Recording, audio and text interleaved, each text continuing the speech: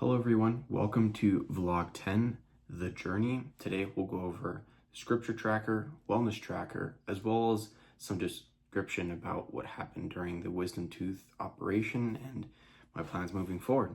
So let's jump into it. We are in Exodus. We'll be going through chapter 7 through 13. Starting in chapter 7 with 25 verses, there were two subheadings: Moses and Aaron before Pharaoh, the first plague, water turned to blood. Key verse 4, Pharaoh will not listen, people of Israel out of Egypt by judgment.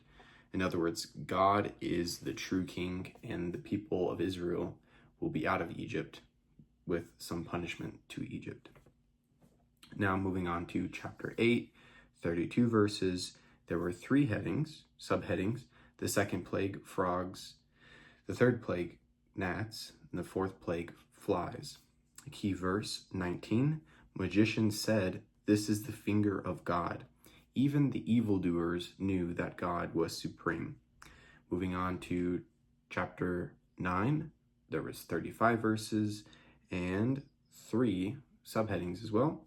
The fifth plague, Egyptian livestock die; the sixth plague, boils; the seventh plague, hail. Key verse 30, I know that you did not yet fear God. In other words, reverence for God, which is a deep respect. A lot of the time, fear is misunderstood as being afraid. There is that respect for God and the knowledge of consequences rather than just that fear of God or being afraid of God in that sense. Moving on to chapter 10, there were 29 verses, two subheadings: the eighth plague, locusts, as well as the ninth plague, darkness. Key verse 27, the Lord hardened Pharaoh's heart. So God gives people choices. Pharaoh chose to be mean, so God allowed that to happen, as well as it's part of the plan. There are some things that I don't fully understand. I don't think we have to understand, but God, again, gives us the choice to do good or to do bad. Moving on to chapter 11, there were 10 verses, a little bit shorter, and one heading, a final plague threatened. Key verse 5, every firstborn shall die. God is in control of life expectancy, and that threat was really to try to tell Pharaoh that there is a big consequence coming. Moving on to chapter 12, longest chapter within this week. There were 51 verses and there were four subheadings. Counting that right. The Passover, the 10th plague, death of the firstborn; the Exodus and institution of the Passover. Key verse 27, he passed over the houses of the people of Israel. So God is the punisher, and the people who put the mark on their lintel were spared, which were the Israelites. Moving on to chapter 13, there were 22 verses and three subheadings: consecration of the firstborn, the feast of the unleavened bread, and pillars of cloud and fire. Key verse 18, God led the people around. God provides clear paths. In this instance, provided the clear path for the Israels to leave Egypt. Now that we have the scripture tracker discussed, let's move on to the wellness tracker. Personal wellness has been selective, more emphasis on some with the sacrifice of others. So let's run through it. Mental has been busy and productive in problem solving in many of these other wellness categories. Physical has been healing, time out of the gym due to wisdom tooth recovery. Spiritual has been improving with more conversations about God with friends and family. It's been very nice.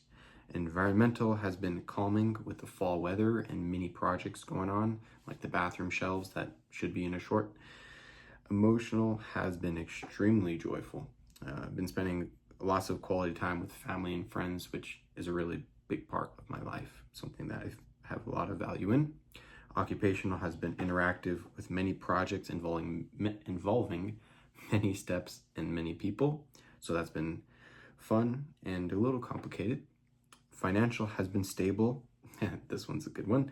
Extinguishing temptations of spending money on expensive festive decor and less frequently,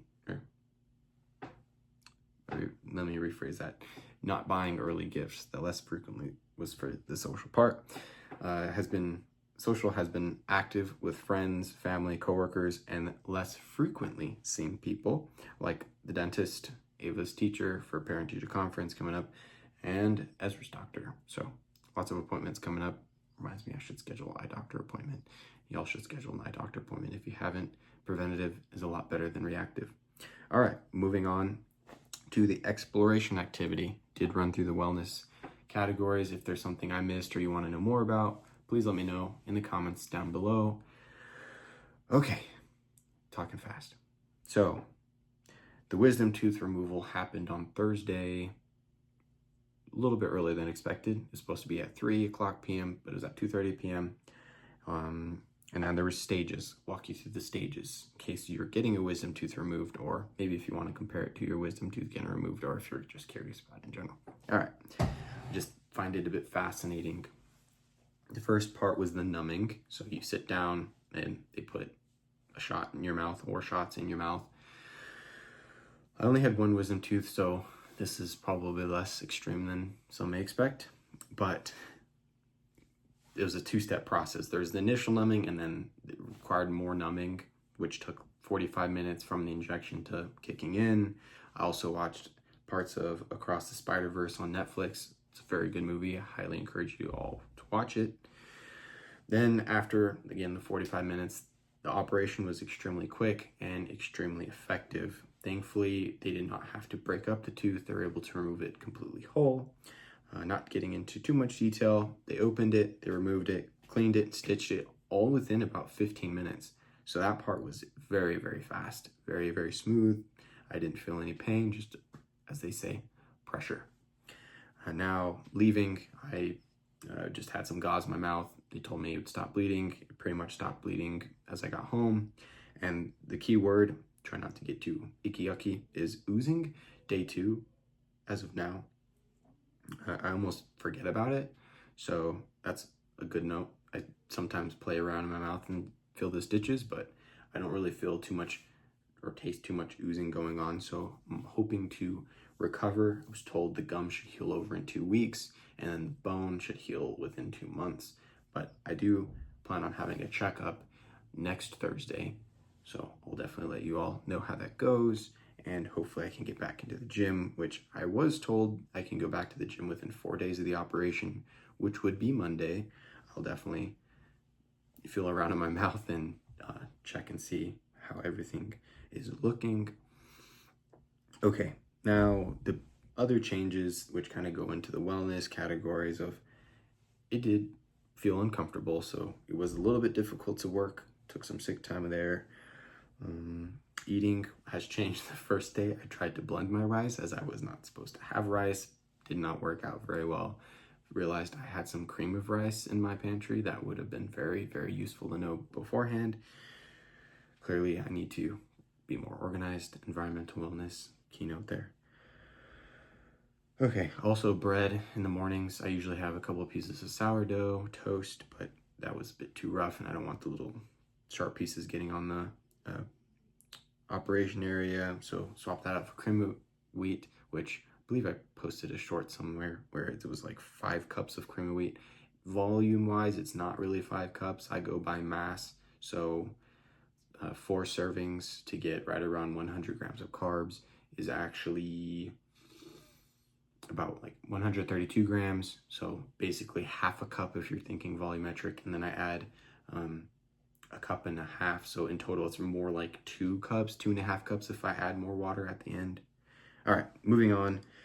No heavy lifting, so break from the gym, which I think could be beneficial so I can recover and hopefully not cause a dry socket or any further bleeding. And I'll do my best to translate all this information.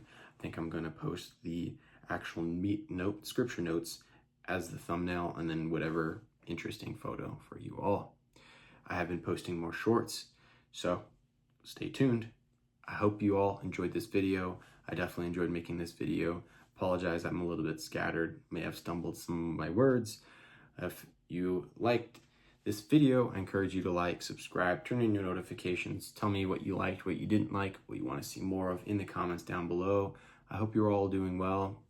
If you feel comfortable, let me know how you're feeling down in the comments below. I love you all, and goodbye.